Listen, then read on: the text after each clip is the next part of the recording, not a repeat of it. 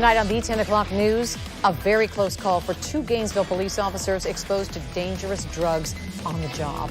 Investigators say this happened following the arrest of a suspect who was in possession of various narcotics believed to contain fentanyl. Narcan had to be used on both of the officers before they were rushed to a hospital. News4JAX reporter Eric Avanier is joining us live tonight from outside the Gainesville Police Department with the latest on these two officers. Eric?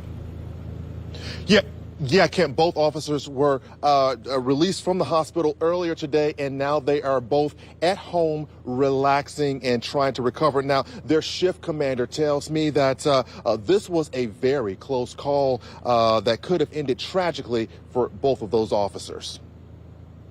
A sobering reminder of the dangers of law enforcement after two Gainesville police officers had to be rushed to the hospital. Investigators say both officers suffered exposure to drugs believed to be fentanyl or mixed with fentanyl. Lieutenant Lonnie Scott Jr. is their shift commander. It's an extremely unfortunate event. I know both of the officers.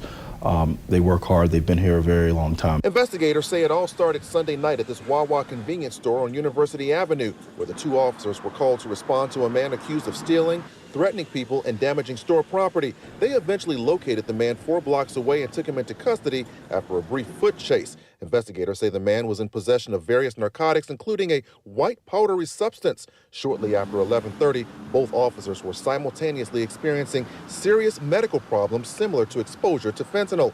One officer was inside the jail with the man he just arrested, and the assisting officer was inside police headquarters storing evidence seized from the same arrest. Staff at both locations immediately administered Narcan to both officers. I could not imagine if we didn't have the Narcan, if we didn't have the help, if we didn't have the officers that were able to articulate that something felt different. I don't even want to think what the outcome is. Because this would have been a different story. 100%. Lieutenant Scott says what happened to his two officers is also another example of the dangers police everywhere face when responding to a call. I think that a lot of times people associate the danger of the job with a weapon. They don't realize that when we go to intervene, whether it be to make an arrest, as in this case at a store, or to help somebody even, we can run across dangerous drugs such as this that could possibly put us in the hospital or kill us.